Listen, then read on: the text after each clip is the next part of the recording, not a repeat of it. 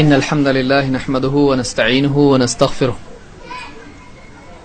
ونعوذ بالله من شرور أنفسنا ومن سيئات أعمالنا من يهده الله فلا مضل له ومن يضلل فلا هادي له وأشهد أن لا إله إلا الله وحده لا شريك له وأشهد أن محمدا عبده ورسوله أما بعد فإن خير الحديث كتاب الله وخير الهدي هدي محمد صلى الله عليه وسلم وشر الأمور محدثاتها وكل محدثة بدعة وكل بدعة ضلالة وكل ضلالة في النار.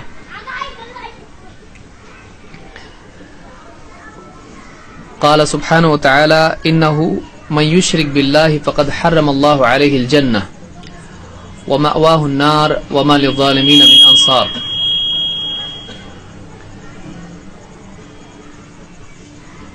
اللہ تعالیٰ نے انسان کو اپنی عبادت کے لیے پیدا کیا ہے اور انسان کی زندگی کا مقصد یہ ہے کہ وہ اپنی آزادی کو چھوڑ کر اللہ رب العالمین کی پابندی اختیار کرے،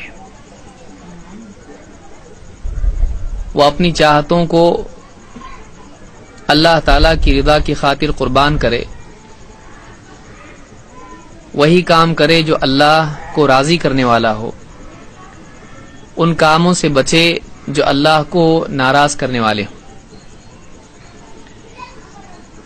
قرآن کریم میں اللہ تعالیٰ نے فرمایا وَمَا خَلَقْتُ الْجِنَّ وَالْإِنسَ إِلَّا لِيَعْبُدُونَ، میں نے جنات کو اور انسانوں کو اپنی عبادت کے لیے پیدا کیا ہے۔ اللہ کی عبادت کرنا، اللہ کی اطاعت کرنا، یہ انسان کی زندگی کا مقصد ہے۔ جو انسان اس مقصد کو پورا کرتا ہے وہ کامیاب ہے، اور وہ انسان جو اس مقصد کو پورا نہیں کرتا ہے، چاہے دنیاوی اعتبار سے اس کے پاس سب کچھ کیوں نہ ہو، مال و دولت، حکومت، دنیا کی ساری چیزیں، زیب و زینت، چاہے اس کے پاس ساری چیزیں ہوں، لیکن اگر وہ اپنے اس مقصد کو پورا نہیں کرتا ہے تو وہ دنیا میں بھی ناکام ہے اور آخرت میں بھی اللہ کی میزان میں، اللہ کے ترازو میں، اللہ کے فیصلے کے مطابق وہ ناکام ہوگا۔ اس لیے دنیا میں ہم سب کو اپنی زندگی کے بارے میں ایک بہت بڑا فیصلہ ہمیشہ کرنا چاہیے کہ ہم صرف اور صرف اللہ کے بندے بنے رہیں۔ ہم نہ اپنی خواہشات کے بندے بنے، نہ سماج کے بنائے ہوئے اصولوں کے بندے بنے، نہ باپ دادا کے طور طریقوں کے بندے بنے، نہ دنیاوی اعتبار سے جو کامیابی ہے، دنیا کی جو چیزیں ہیں، زیب و زینت ہے، مال، دولت، حکومت، سیاست، ڈگری، عہدہ، ہم کسی چیز کو اپنی زندگی میں سب سے بڑا مقام نہ دیں سوائے اللہ کے۔ کوئی آدمی ہے، اس کو مال و دولت اپنی طرف ایسا کھینچ لیتے ہیں کہ وہ سارے اصول چھوڑ دیتا ہے، وہ ساری چیزیں چھوڑ دیتا ہے، اللہ کی بندگی سے نکل جاتا ہے۔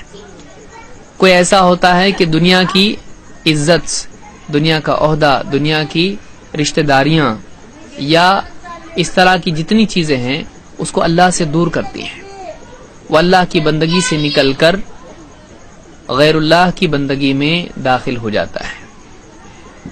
اللہ تعالیٰ نے قرآن کریم میں فرمایا انہ من یشرک باللہ فقد حرم اللہ علیہ الجنہ، وہ انسان جو اللہ کے ساتھ شرک کرتا ہے اللہ تعالیٰ نے جنت کو اس پر حرام کر رکھا ہے، ومأواہ النار، اور اس کے لیے ٹھکانہ جہنم ہے، اس کا ٹھکانہ جہنم ہے، وما للظالمین من انصار، اور ظالموں کا کوئی مددگار نہیں ہوگا۔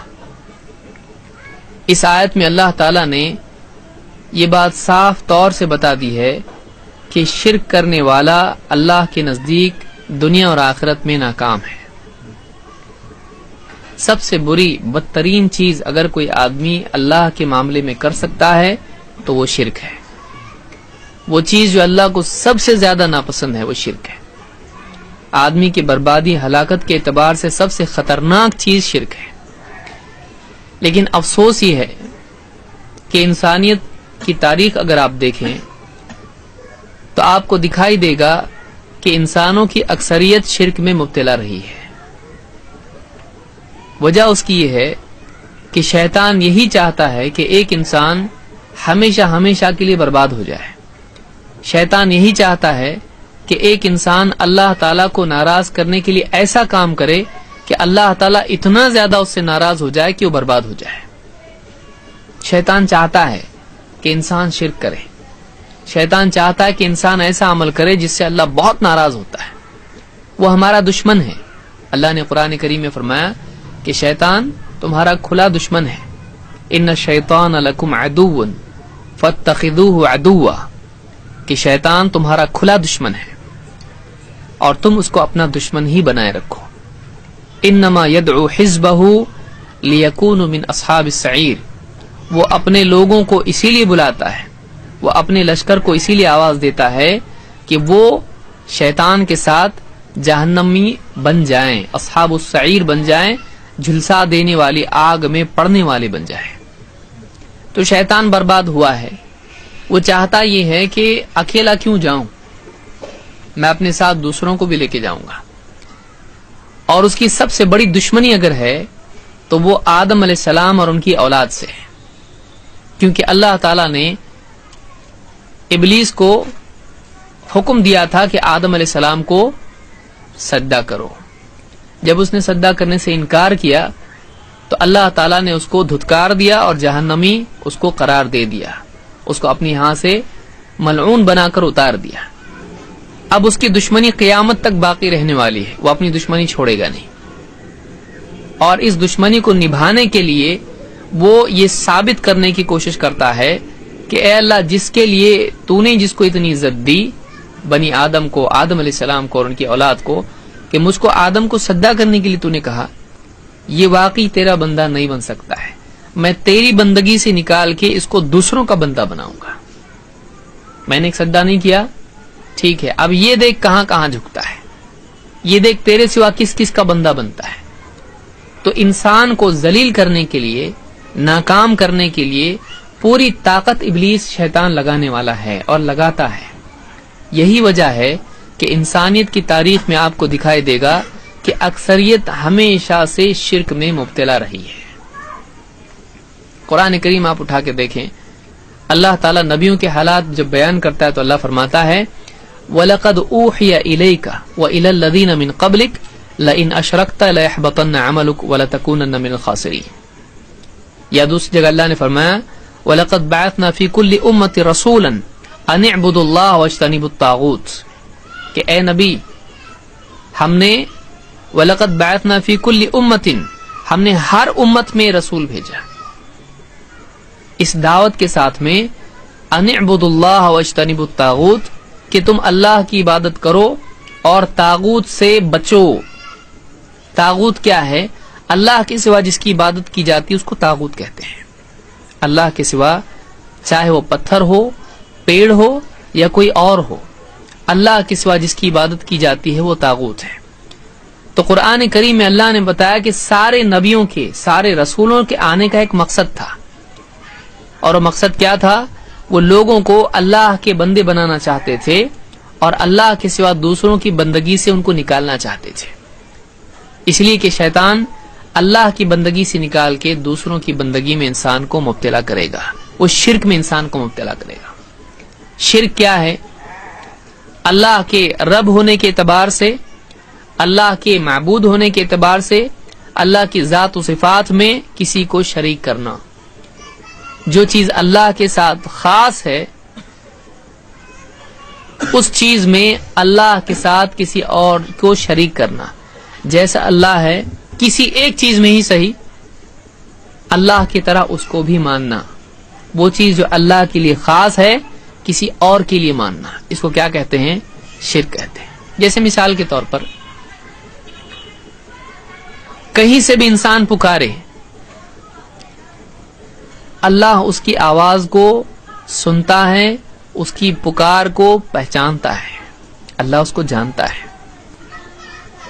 چاہے وہ کسی بھی زبان میں پکارے، اس کی آواز چاہے اونچی ہو یا وہ ایک دم سرگوشی میں بولے، کسی بھی زبان میں بولے، کسی بھی علاقے میں بولے، کسی بھی وقت میں پکارے، اللہ تعالیٰ اس کی پکار کو سنتا ہے اور اس کی آواز کو جانتا ہے کہ کون کہاں سے پکار رہا ہے۔ اللہ ہر ایک کو دیکھتا ہے۔